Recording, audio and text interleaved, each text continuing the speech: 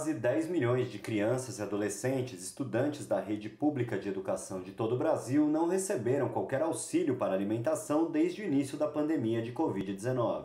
Programas de distribuição de cestas básicas ou vales alimentação com recursos do Programa Nacional de Alimentação Escolar, o PNAE, só chegaram todos os meses para cerca de 6 milhões de estudantes. Outros 8 milhões relataram ter recebido auxílio para alimentação por parte de suas escolas uma única vez durante os quase 2 anos de pandemia. Os dados fazem parte do Anuário 2021 do Observatório da Alimentação Escolar, que será lançado hoje às 16 horas em um evento online no canal do YouTube do Observatório.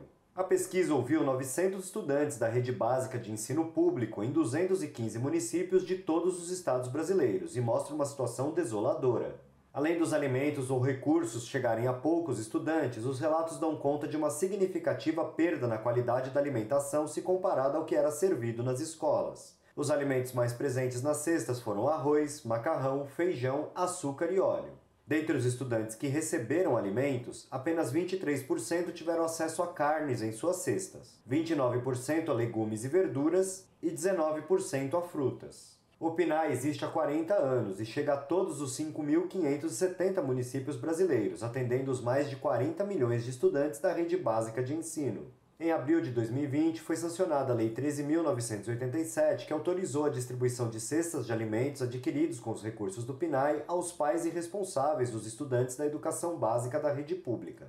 Mariana Santarelli, pesquisadora e coordenadora de projetos do Observatório, ressalta, no entanto, que não houve definição de uma política nacional para a distribuição de alimentos aos estudantes. Com isso, muitas crianças acabaram excluídas e a oferta foi desigual. E aí o que a gente viu assim, como tendência, logo nesse início da pandemia, né? Uma tendência de focalização nas famílias que já estavam inscritas no cadastro único das políticas sociais ou que já eram beneficiárias do Bolsa Família, né? Ou de outras políticas sociais, deixando de fora uma série de crianças e adolescentes e de famílias que tinham entrado em situação de pobreza, até mesmo nos anos anteriores à pandemia, mas sobretudo durante a pandemia, né? E a gente entende que isso foi uma violação, né, do direito à alimentação escolar, porque, pela lei do programa, todos os estudantes têm direito a receber o PNAE. E o que a gente viu aí pelo Brasil foi uma distribuição muito irregular, né? Alguns lugares adotaram cartão, outros distribuíram por cesta, alguns lugares houve a distribuição mensal, outros a gente viu pelos relatos aí da pesquisa que a distribuição aconteceu só 1, 2 vezes no ano. Essa é um pouco a realidade que a gente viu pelo país.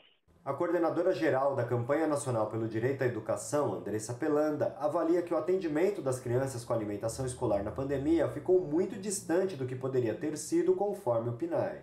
Várias crianças dependiam dessa alimentação para a sua segurança alimentar, para garantir a alimentação diária, e que isso tem sido não só descontinuado, como muitas vezes precarizado, né? A distribuição de alimentos indevidos, com baixo teor nutricional, alto teor calórico e uma qualidade do alimento muito ruim. Além disso, também houve projetos de lei aprovados que possibilitaram, em vez da distribuição do alimento in natura, seguindo os protocolos do Programa Nacional de Alimentação Escolar, fossem distribuídos cartões alimentação que, na verdade, caem o poder aquisitivo e não garantem essa segurança alimentar, porque não garantem um alimento nutricional, in natura e também da agricultura familiar. Então, é um programa que toca não só a alimentação, a soberania alimentar, como ele também toca essas famílias agricultoras que também tiveram uma baixa de venda desse alimento sem agrotóxicos, um alimento saudável para o Programa Nacional de Alimentação Escolar. Mariana explica ainda que o PNAE não foi pensado apenas para a alimentação dos estudantes, mas para o fortalecimento da agricultura familiar e a redução do consumo de alimentos ultraprocessados. No entanto, a política de distribuição de recursos da alimentação escolar em cartões de vale alimentação afetou negativamente essa política e favoreceu as grandes redes de supermercados. Em um movimento que já se especula que pode caminhar para uma privatização da alimentação escolar, com a consolidação desse modelo em detrimento da alimentação oferecida nas escolas. Então, com a distribuição do cartão, a gente acaba perdendo um pouco essa perspectiva, né, da alimentação adequada e saudável, da dinamização de circuitos de abastecimento, que são também elementos muito importantes do programa. A gente fica preocupado também porque A gente sabe que São Paulo é sempre uma espécie de uma incubadora de modelos, né?